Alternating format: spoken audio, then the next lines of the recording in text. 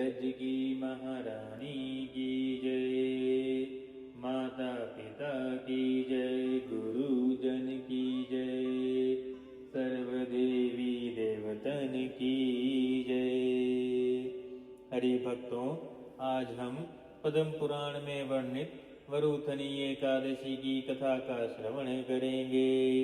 इस बार वरुणथी एकादशी का व्रत 4 मई को रखा जाएगा और पूजा के लिए प्रातः 7:18 से लेकर 8:58 तक का मुहूर्त शुभ है।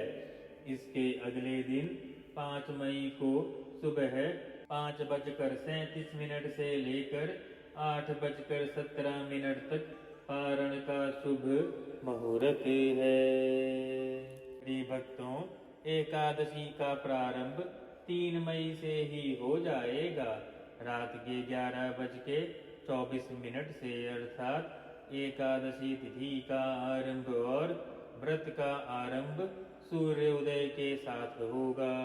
तिथि की समाप्ति 4 मई को 8:38 पर होगी। इसीलिए भक्तों, सनातन मान्यता के अनुसार उदया तिथि के अनुसार यह व्रत 4 मई को रखा जाएगा और पारण 5 मई को होगा। शास्त्रों में वैशाख मास के कृष्ण पक्ष की एकादशी को वरुणथी एकादशी कहते हैं। हरि भक्तों, यह एकादशी प्रभु को अति प्रिय है। हरि भक्तों, पद्म पुराण के अनुसार वरुथनी एकादशी का व्रत करने से मनुष्य सब पापों से मुक्त होकर विष्णु लोक में प्रतिष्ठित होता है। मान्यता है कि जितना पुण्य कन्यादान और अनेकों वर्षों तक तप करने पर प्राप्त होता है, उतना ही पुण्य एक वरुणथी एकादशी का व्रत करने से मिलता है। मनुष्य वरुणथी एकादशी का व्रत करके साधक विद्वान का फल प्राप्त कर लेता है। यह एकादशी सौभाग्य देने वाली, सभी पापों को नष्ट करने वाली है तथा अंत में दरिद्रता को समाप्त करके धन देने वाली, कष्टों से मुक्ति देने वाली, मोक्ष देने वाली कथा है। इसीलिए सभी भक्तों को इसका व्रत अवश्य करना चाहिए। इस दिन शंख, चक्र, कमल, गदा एवं पीतांबरधारी भगवान श्री विष्णु की रोली, मूली, पीले चंदन, अक्षत, पीले पुष्प, ऋतु के फल, मिष्ठान आदि उन्हें अर्पित करके धूप आरती करके दीप प्रज्वलित करना चाहिए और साथ ही यथाशक्ति श्री विष्णु भगवान के मंत्र ओम नमो भगवते वासुदेवाय का जाप भी करना चाहिए। यह मंत्र प्रभु को अति प्रिय है। इसी मंत्र से ध्रुव और भक्त प्रहलाद सर्वोच्च पद को प्राप्त हुए। महर्षि नारद जी ने भी अपने सभी शिष्यों को यही मंत्र गुरुदान अर्थात गुरु दीक्षा में दिया था। झूठ, कपट, द्वेष आदि की भावनाओं से दूर रहना चाहिए। अन्न का ग्रहण नहीं करना चाहिए। हरि भक्तों, अर्थात चावल और अनाज का ग्रहण नहीं करना चाहिए। बीज वाले तेलों का भी ग्रहण नहीं करना चाहिए। हरि भक्तों, आइए अब हम पद्म पुराण में वर्णित वरुथनी एकादशी की कथा का श्रवण पद्म पुराण से ही करते हैं। वैशाख मास कृष्ण पक्ष की वरुथनी एकादशी। एकादशी का महात्म्य। युधिष्ठिर ने पूछा, वासुदेव आपको नमस्कार है। वैशाख मास के कृष्ण पक्ष में किस नाम की एकादशी होती है, उसकी महिमा बताइए। भगवान श्री कृष्ण बोले, राजन, वैशाख कृष्ण पक्ष की एकादशी वरुथनी एकादशी के नाम से प्रसिद्ध है। यह इस लोक और परलोक में भी सौभाग्य प्रदान करने वाली है। वरुथनी के व्रत से ही सदा सौख्य का लाभ होता है और पाप की हानि होती है। यह एकादशी समस्त लोकों को अर्थात जितने भी लोक हैं भक्तों, सभी लोकों को भोग और मोक्ष प्रदान करने वाली है। वरुथनी के ही व्रत से मानधाता और धुंधुमार आदि अनेक राजा स्वर्ग लोक को प्राप्त हुए, जो 10,000 वर्षों तक तपस्या करते हैं। उसके समान ही फल एक वरुथनी एकादशी के व्रत से भी मनुष्य प्राप्त कर लेता है। नृप श्रेष्ठ, घोड़े के दान से हाथी का दान श्रेष्ठ है। भूमि का दान उससे भी बड़ा है। भूमि दान से भी अधिक महत्व तिल दान है, अर्थात तिल का दान है। तिल के दान से भी बढ़कर स्वर्ण का दान है, और स्वर्ण के दान से भी बढ़कर अन्न का दान है, क्योंकि देवता, पितर तथा मनुष्यों को अन्न से ही तृप्ति होती है। विद्वान पुरुषों ने कन्यादान को भी अन्नदान के समान ही बताया है। कन्यादान के तुल्य ही धेनु अर्थात गाय का दान है। यह साक्षात भगवान का कथन है।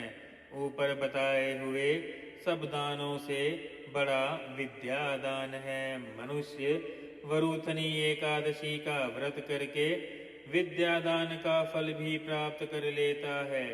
जो लोग पाप से मोहित होकर कन्या के धन से जीविका चलाते हैं, वे पुण्य का क्षय होने पर यातनामय नरक में जाते हैं। अतः सर्वथा प्रयत्न करके कन्या के धन से बचना चाहिए। उसे अपने काम में नहीं लेना चाहिए। अध्याय 50 श्लोक 14वां और 15वां कहता है, कन्या वीतेन जीवन्ति ये नराः पाप मोहिताः पुण्याक्षयाते गच्छन्ति निरयं यातनामयम् तस्मात् सर्वप्रतन्नेन न ग्राहं कन्याधनम्। जो अपने शरीर की शक्ति के अनुसार आभूषणों से विभूषित करके पवित्र भाव से कन्या का दान करता है, उसके पुण्य की संख्या बताने में चित्रगुप्त भी असमर्थ है। एकादशी करके भी मनुष्य उसी के समान फल को प्राप्त करता है। व्रत करने वाला वैष्णव पुरुष दशमी तिथि को कांस, उड़द, मसूर, चना, कोदो, शाक, मधु, दूसरे का अन्न, 2 बार भोजन तथा मैथुन, इन 10 वस्तुओं का परित्याग कर दे। एकादशी को जुआ खेलना, नींद लेना, पान लेना, पान खाना, दातुन करना, दूसरे की निंदा करना, चुगली करना, चोरी, हिंसा, मैथुन, क्रोध तथा असत्य भाषण, इन 11 बातों को त्याग दे। द्वादशी को कांस, उड़द, शराब, मधु, तेल, पतितों से वार्तालाप अर्थात जो धर्म विरोधी हैं या बुरे लोग हैं उनसे वार्तालाप, व्यायाम, परदेश गमन, 2 बार भोजन, मैथुन, बैल की पीठ पर सवारी और मसूर, इन 12 वस्तुओं का त्याग करे। अध्याय 50 श्लोक 27वें से लेके 28वां श्लोक क्या कहता है, कांस्यम माशम मसूरांश्च चाणकान कोद्रान वस्तथा शाकम मधु पर्रानम च पुनर्भोजन मैथुन है। वैष्णवो वर्त कर्ता च दश्यम्याम 10 वर्जयेत, अर्थात यह वर्जित है। 50वें ही अध्याय का 19वां और 20वां श्लोक, धूति क्रीणाम च निंद्राम च तांबूलम दंत धावनम परापावदम पैशून्ये स्तेम हिंसाम तथा रतिं क्रोधम चानृत्य वाक्यानि होक्रादश्याम विवर्जियेत। और इसी अध्याय के 20वें और 21वें श्लोक में कहते हैं, कांस्याम माशम सुराम सौद्रम तैलम पतित भाषणम व्यायाम च प्रवासम च पुनर्भोजे मैथुने वृष्पिठम मसूरान्नम दस्याम परिवर्जयेत। इस विधि से वरुथनी एकादशी की जाती है। रात को जागरण करके जो भगवान मधुसूदन का पूजन करते हैं वे सब पापों से मुक्त होकर परम गति को प्राप्त होते हैं। अतः पाप भीरु मनुष्यों को पूर्ण प्रयत्न करके इस एकादशी का व्रत करना चाहिए। यमराज से डरने वाले मनुष्य अवश्य वरुथनी का व्रत करें। राजन, इसके पढ़ने सुनने से सहस्त्र गोदान का फल मिलता है और मनुष्य सब पापों से मुक्त होकर श्री विष्णु लोक में प्रतिष्ठित होता है। कथा संपूर्णम। हरि भक्तों, आप सब अपने गुरु मंत्र का श्रवण भी कर सकते हैं या ओम नमो भगवते